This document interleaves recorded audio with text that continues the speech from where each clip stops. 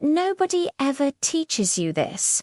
You can be smart, you can work hard, you can do absolutely everything right, and still find yourself failing in the corporate world. And you're left wondering, why?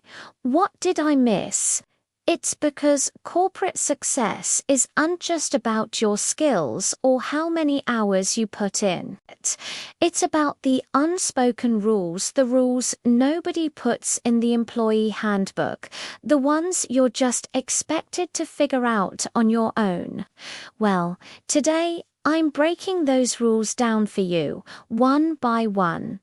This isn't about being cynical, it's about being prepared. So if you've ever felt like you're playing a game without knowing the rules, this video is for you. Here's the first uncomfortable truth we need to face. In corporate life, perception often matters more than effort. Let me say that again. Perception can be more important than your actual output. Imagine two people. They both do the exact same amount of work with the same quality, but one of them looks more confident, more reliable, and seems more aligned with what leadership wants. Who do you think gets the promotion? It's almost always the second person. Now, that doesn't mean the system is fair, because often it's not. It just means you need to understand the game you're in.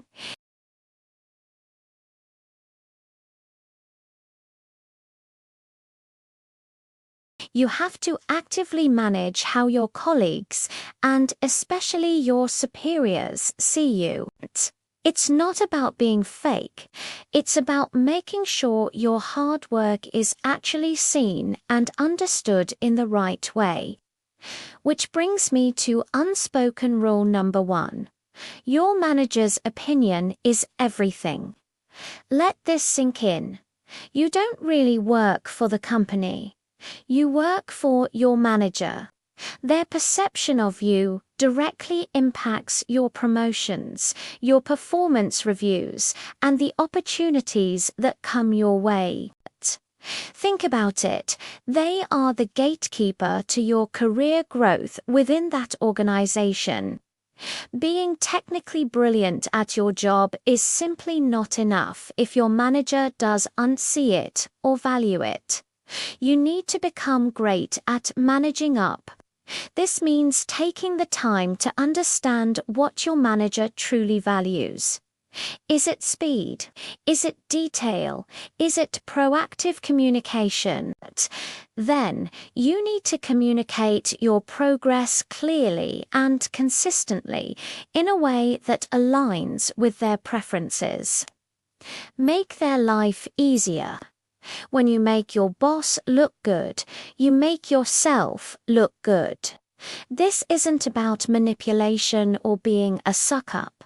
It's about strategic alignment. Next up, unspoken rule number 2, and this one is a shock for many high performers. Competence is expected, not rewarded. You heard that right. Simply doing your job well is the baseline. It's the minimum requirement, the price of entry. You don't get a medal or a promotion just for meeting expectations. You get promoted for going beyond that. You get promoted for solving visible problems that others are struggling with, for taking ownership of tasks that are outside your immediate job description, and for making an impact that others can clearly see and point to.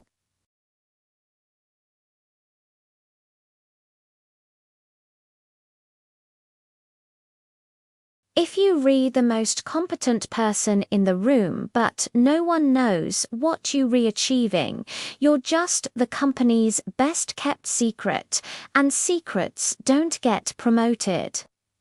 Let's move on to unspoken rule number 3. Relationships beat resumes.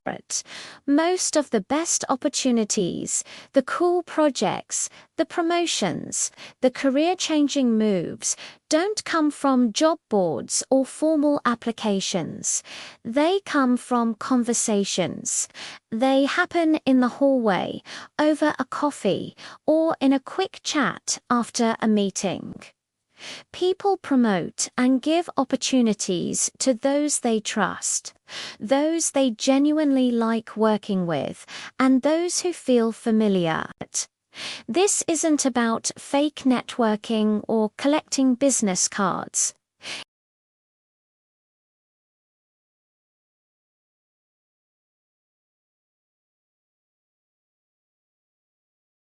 Your resume gets you in the door, but your relationships get you a seat at the table.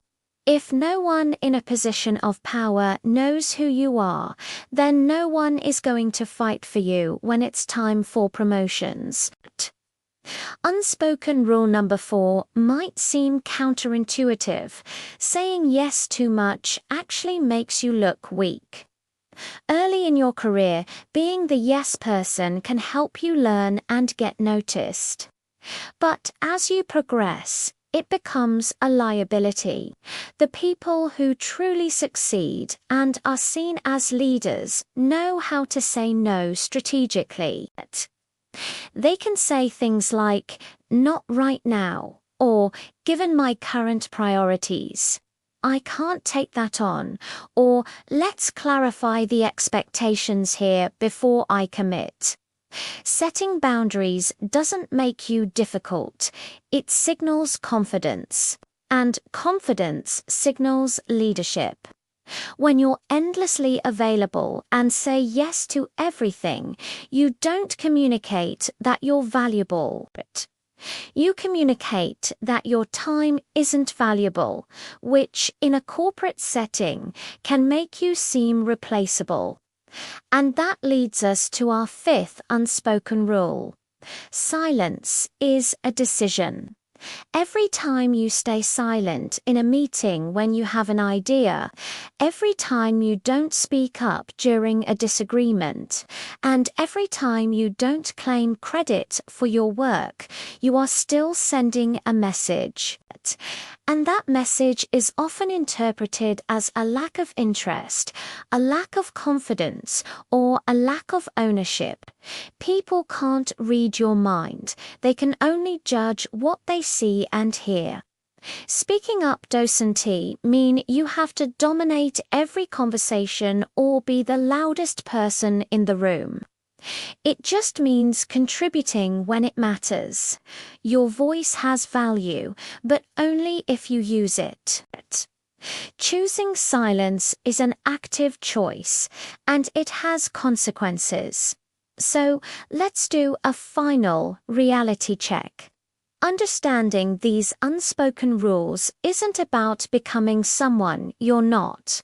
It's not about being fake or abandoning your values. It's about understanding the environment you are in and navigating it effectively.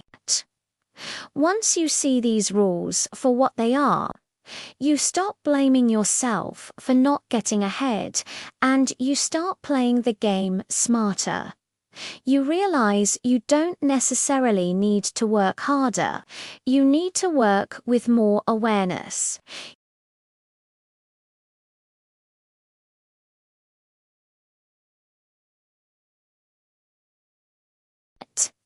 Thanks so much for watching. If this helped you see things in a new light, make sure to like and subscribe for more insights. I'll see you in the next one.